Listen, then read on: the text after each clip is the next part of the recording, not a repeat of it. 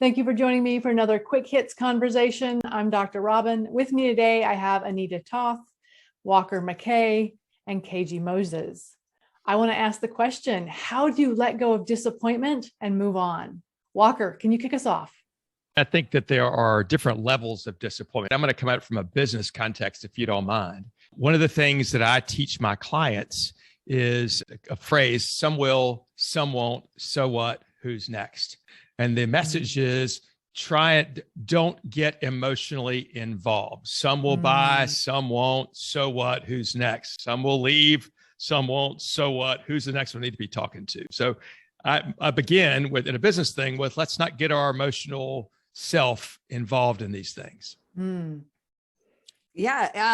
I had a disappointment today that I was surprised I was so upset about. I'd sent a very personal package all the way from Canada to Portugal to someone that I wanted to thank. I spent a couple $100 on it, and I found out it wasn't delivered when I contacted him. He didn't get a mailbox key and his mailbox was full. So apparently it's en route back. And I was surprised at how disappointed I was with this because I put so much, it was so personal. And so this is what I do. I allow myself the few moments. So I took a couple of minutes. I felt bad. And then, like Walker said, I moved on. I deleted everything. I'm not going to reach out again because obviously it's being returned. And I find that being able to put boundaries on disappointment like that and saying, okay, I can experience it, but only for this time limit. Now it's time to move on is the best way to deal with disappointments like that. Call that a 2-minute funeral in my world, right? Give it a 2-minute funeral, cry, wail, gnash your teeth, and then move on.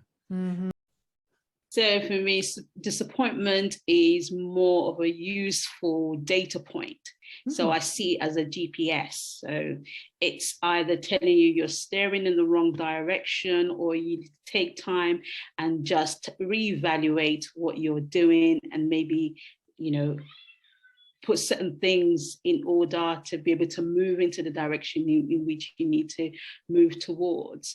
And so for me, I look at it like this, where we are both teachers and students at the right time. So those experiences and those disappointments are either there to teach you a lesson, or you are the subject of a lesson. And so it's about perspective. How do you see it?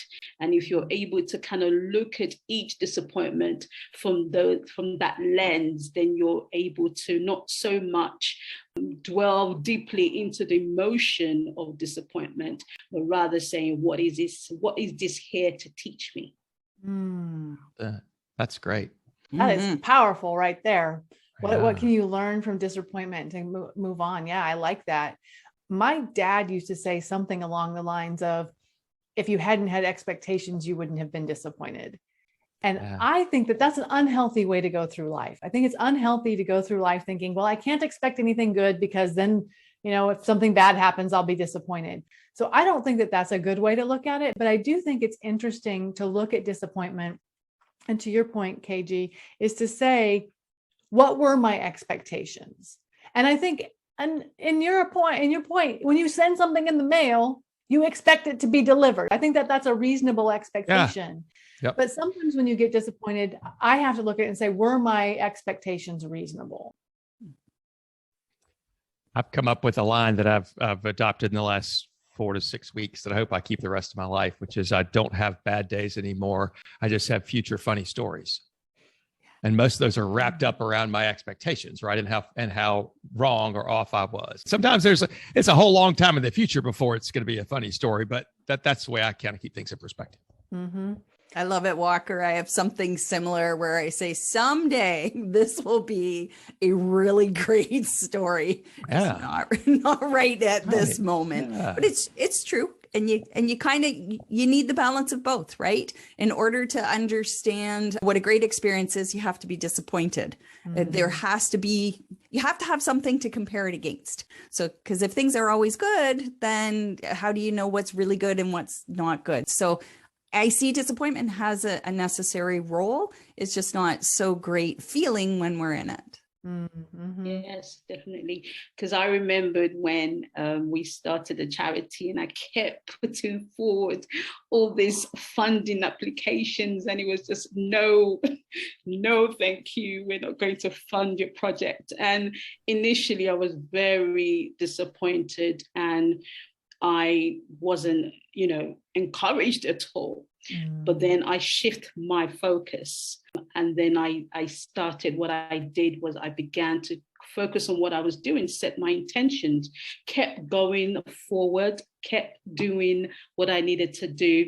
And then at the right time that I felt was the right time, the application went through, and we got the funding that we needed. But then in hindsight and looking back, if we had received that funding at the time in which I requested for it, we were not ready for it. We did not have the capacity to deliver what we wanted to deliver. So it came at the right time. That resilience in the face of disappointment. Isn't that such a huge part of being human? Yeah. There's a book that I read called Blue Fishing by a guy named Steve Sims. And he's great. Are you familiar with the book? One of the quotes I have it right there. One of the quotes that I love from the book is, nobody drowns from falling in the water. You drown from failing to get out. And so part of it is the disappointment, right? And then what do you do next? So KG, thank you. I thought that was an awesome story. Isn't it interesting how it's the people who are closest to you that can disappoint you the worst? Because you have expectations of people who love you that you don't have of other people. And I think that's where I will often tell people, you can't hold someone accountable to meeting a need you never told them you had. Because that's a mistake that we make with people who we love, is we don't tell them, and then we have expectations. So do you guys have any tips on how to avoid the disappointment that can happen with family by being more open and being more aware of what your expectations are? Ooh, that's a really big question. I'm not sure we can answer this in 30 seconds. Walker, you have an idea? I guess, and this is one thing I work with my clients on, is making sure that we do our best to manage expectations. One of the things we teach people is that you can't get mad at somebody for doing something you didn't tell them they couldn't do. Share with people, here's what I expect from you, or you disappointed me, here's what I expected from you. That was my fault, but now you know. Can you help me next time? Mm-hmm. And that, can I say that that's great if you're going into a situation where you know the expectation in advance, but there's like plenty of times where something has to happen, and then you go, oh, that's not what I expected. But you couldn't even articulate that going in. I think 100%. Like with family members, especially with kids growing up, wow, mine are becoming teenagers now. And it's a whole different ballgame. So once they do something, I can come back and say, oh, I was a little disappointed to hear that because it wasn't in line with what I expected. But at the same time, part of being a teenager is to explore and push boundaries. So we're right where we're supposed to, be. Mm-hmm. Yep. Another thing I tell my kids is, I can't think fast enough to tell you all the things I don't think you should do. Yes. I can't tell you all the things that are going to disappoint me if you do them. So we'll just have to go through them as you go through them. Yeah, just work along. KG, you had something else to add, it looks like. Yeah, I was just thinking, one of the things that I used to find very difficult and challenging was detaching my worth from that disappointment. Oof. Particularly when somebody's really close to me, like for instance, my husband. He doesn't see this. My expectations of certain things were, if I felt like it wasn't met, then I took it as something that had to do with my value.